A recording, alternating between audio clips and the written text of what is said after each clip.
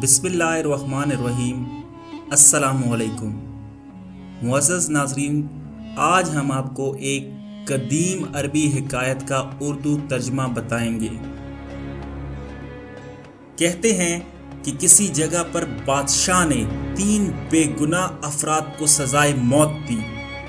بادشاہ کے حکم کی تعمیل میں ان تینوں کو پھانسی کے گھاٹ پر لے جایا گیا، جہاں پر ایک بہت بڑا لکڑی کا تختہ تھا، جس کے ساتھ پتھروں سے بنا ایک مینار اور مینار پر ایک بہت بڑا بھاری پتھر مضبوط رسے سے بندھا ہوا ایک چرخے پر جھول رہا تھا۔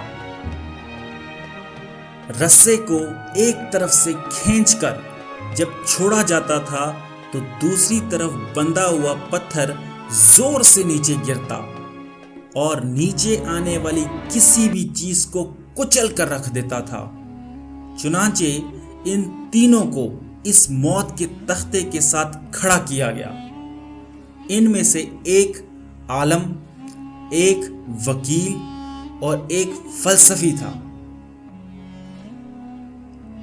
سب سے پہلے عالم کو اس تختے پر عین پتھر گرنے کے مقام پر لٹایا گیا اور اس کی آخری خواہش پوچھی گئی تو عالم کہنے لگا، میرا خدا پر پختہ یقین ہے، وہی موت دے گا اور زندگی بخشے گا، بس اس کے سوا کچھ نہیں کہنا۔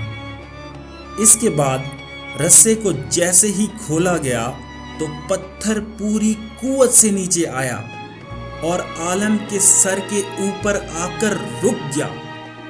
یہ دیکھ کر سب حیران رہ گئے اور عالم کے پختہ یقین کی وجہ سے اس کی جان بچ گئی اور رسہ واپس کھینچ لیا گیا۔ اس کے بعد وکیل کی باری تھی۔ اس کو بھی تختہ دار پر لٹا کر جب آخری خواہش پوچھی گئی تو وہ کہنے لگا، میں حق اور سچ کا وکیل ہوں اور جیت ہمیشہ انصاف کی ہوتی ہے، یہاں بھی انصاف ہوگا۔ اس کے بعد رسے کو دوبارہ کھولا گیا، پتھر پوری قوت سے نیچے آیا اور اس بار بھی وکیل کے سر پر پہنچ کر رک گیا۔ پھانسی دینے والے اس انصاف سے حیران رہ گئے اور وکیل کی جان بھی بچ گئی۔ اس کے بعد فلسفی کی باری تھی۔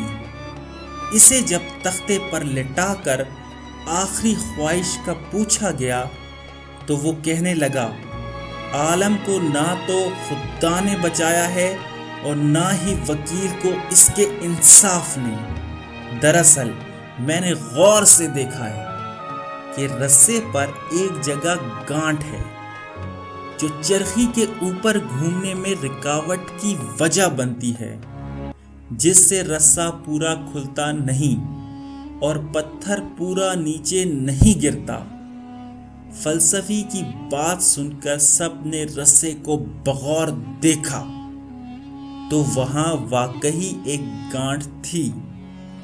انہوں نے جب وہ گانٹھ کھول کر رسہ آزاد کیا تو پتھر پوری قوت سے نیچے گرا اور فلسفی کا ذہین سر کچل کر رکھ دیا۔ معزز ناظرین، آج کی اس کہانی سے ہمیں یہ سبق ملتا ہے کہ بعض اوقات بہت کچھ جانتے ہوئے بھی خاموش رہنا ایک حکمت ہے۔ آپ کو ہماری یہ ویڈیو کیسے لگی نیچے کمنٹس باکس میں لازمی بتائیے گا اور ساتھ یہ چینل پوشیدہ دنیا کو لازمی سبسکرائب کریے۔ شکریہ۔